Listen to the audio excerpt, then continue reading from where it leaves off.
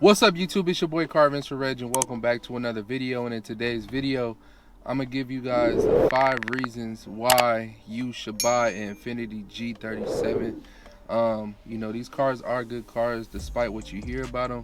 I'm about to give you the 5 reasons why you should buy one, especially right now. So if you're into that, definitely stay tuned onto the video. Let's get into the video right now. And the first reason why you should buy an Infiniti G37 is because it's a good, reliable car. I tend to take my my car up there, you know what I'm saying, like I tend to smash on my car. I never had any issues with this car, like with nothing breaking or anything like going crazy, because I mean, this is what the car is, is made for. It's made for you to have fun in it. Just don't abuse the car, you know what I'm saying. Like a lot of people, when they get these cars, they tend to abuse them a lot, you know what I'm saying, like take them to side shows, swing them, just doing all this unnecessary stuff to the car, and then that's when it becomes unreliable because of the stuff that you do. But if you like to accelerate, with the car, or you want to kind of drive fast, you want to get a good pull in or whatever, then you have no problems with the car. It's going to stay good just as long as you keep up with the maintenance. I can't stress that more. Is just keep up with the maintenance. Maintenance is key, especially for these cars. Definitely keep up on the maintenance, because if you don't, you're gonna have a headache. The number one reason is that it's a good, reliable car, and it's definitely gonna get you to A to B to C, all the way to Z. So you ain't even gotta worry about that. This car won't leave you stranded. The second reason is that this car is a bang for your buck. I'm not gonna lie. Like, you could pick these up now with the market kind of being high. I'm gonna say from 8K to about 20K now, because the market is so high. I bought mine at 10K and it had 94,000 miles, and that was in 2019. But right now, with the market being up, everything is going up, no inflation and all that stuff. So that's why I say, 20K, like for a real good one, you probably spend 20K for a G37. But if you think about it, that's not too bad, especially how good the car is and how reliable the car is. Like I said in the first one, the car is gonna get you, wherever you gotta go. You ain't gotta worry about that. And then, you get it for like a nice, good, low price. If you could find a G37 around, I say 8 to 15K, you hitting it right in a good sweet spot. Now, don't get me wrong. This car is, it's outdated. I'm not gonna lie, it's outdated. As far as the features that you get with this car, is very outdated. Like the technology in this car is very outdated. The interior is a little outdated, but it still looks good, and it doesn't look like it's a 10-year-old car, you know what I'm saying. So that's the only thing about these G37s. If you do get it, you just know that it's not gonna have 2022 features on it, you know what I'm saying.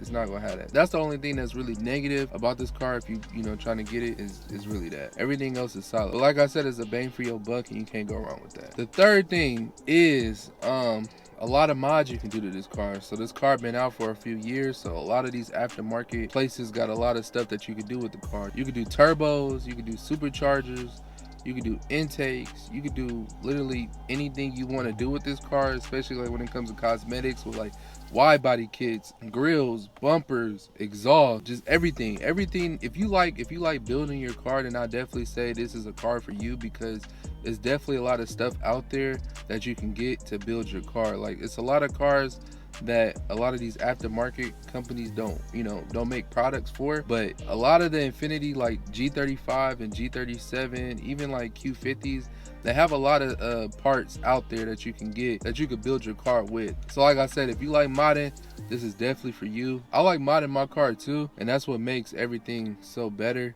when you have a lot of these places out there that you can get parts from, and you ain't even got to worry about it. Even like when it comes to like maintaining your car, if you don't want to use OEM, which I highly suggest you do, you could go aftermarket parts with no problem. They make a whole ton of parts for these cars. It's a very common car, so you ain't even got to worry about that. But yeah, the third reason for sure is modding your car, for sure. The fourth reason why you should buy this car is because it doesn't look like a 10-year-old car, man. Like, sometimes when I'm driving, I get looks and people be like asking me, bro, is that like a 2015, 2016? I say, nah, it's a 2012. They be like, what? It don't look like it, especially when it's all cleaned up and stuff like that, and the headlights are looking clean and stuff like that. This car does not look like it's a 10-year-old car at all. The only thing that reminds you that it's a 10-year-old car is like when you get inside and you start to play with the you know, stuff in here or whatever, you'd be like, dang, you know, this car is kind of old. But from the outside, from the look of it, it doesn't look like a 10-year-old car. And like I said before previously, is that you can mod this car, it'll look even better, you know, depending on what you do to the car. A lot of people be doing some crazy stuff, but depending on what you do and how you piece everything together, it's definitely gonna be a nice looking car. But if you want it bone stock, it's definitely not gonna look like a 10-year-old car. This car is aging really well, just like my 2004 Infiniti G35. These cars age really well. I'm not gonna lie, they age really well, because you could look at some cars that came out in 2012 and you'll be like, I don't know, I can't buy that one. Nah, I'm gonna stay away from that one. Like, it was cool in that moment, but then now, you know, as time go by, you like, nah, I ain't really messing with it. But in 2022, with the G37, it's a lot of people that like these cars and they're still buying it, and you know, they're happy with it and they love the car and stuff like that. So it's definitely a good sign that tells you that this car doesn't really age well, especially that I see a lot of them out on the road, you know what I'm saying? So that's a good thing. So yeah, like I said, the fourth reason is the car looks good even though it's 10 years old. The fifth and final reason why you should buy an Infiniti G37 is, all right, and this is more like a preference, I guess, but the exhaust sound. Like, what you could do with this exhaust, I feel like this is like the best, one of the best sounding exhausts. Definitely got to be top 3 best exhaust that's out right now, especially like in 20, like, all right, if we're going to 2012, like in this class, definitely the best sounding exhaust. You can't get nothing better, I'm not gonna lie. In this class, like whatever this car can match up to, this exhaust sounds way better than any other car, right?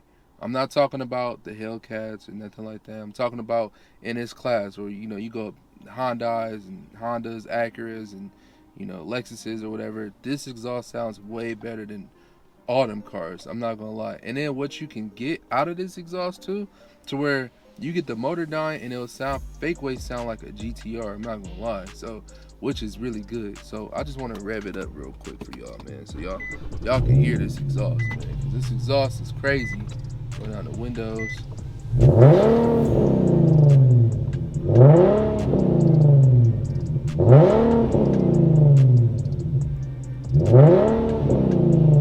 I was trying to get it to pop. The exhaust sounds immaculate on this car. Like, definitely, like, to me, the best sounding exhaust. That's what really made me like Infiniti in the first place, was the exhaust. When I first rode in my cousin G35, I was just so in love with the exhaust and how the way it sound and the look and how the way the speedometer look as well. But I was just so in love with that exhaust tone, you know what I'm saying? A lot of people call it the trumpet, whatever, I don't care, but this is the best sounding exhaust, especially at what you can get, and then so much stuff that you can do with this exhaust. So for me, I have the vibrant resonators with a muffler delete. Plan on adding a little bit more to it to see if I can get it to where it can take a little bit more of that rasp out, but for the most part, it sounds pretty good. Even if you do a muffler delete, it'll sound good. If you wanted to make it loud and you don't care about rasp, you could do the resonator and muffler delete, or you could buy a catback exhaust and it's gonna sound good. Especially the motor dyne. I feel like motor dyne is the best exhaust that you can get on an Infiniti G35 or G37. They sound the closest thing to a GTR, I'm not even gonna lie. So for me, the fifth reason would definitely be the exhaust sound. That's what I really do love about this car the most, is the exhaust sound. So I hope you guys enjoyed this video, and I hope you guys found this useful. If you guys are in the market to get a G37, if you did, go ahead and like the video, go ahead and comment and let me know. And if you haven't subscribed yet, go ahead and subscribe. I do a lot of stuff on my channel, man. We got the G35 build, we got the G37 build, we got the Acura build going on. I got reactions on my channel. So, and I want to say, if you haven't watched the reactions, man, go give them a try, man. Especially the GTR and the Hellcat, man. Those, I feel like, are my best videos as far as reaction wise. And then I did reactions with this car when I had the straight pipe. Well, not really a straight pipe, but when I had the resonator and I had the muffler delete. But it's gonna be the end of this video. I hope you guys found it useful, like I said, and I'll see you on the next one. Peace.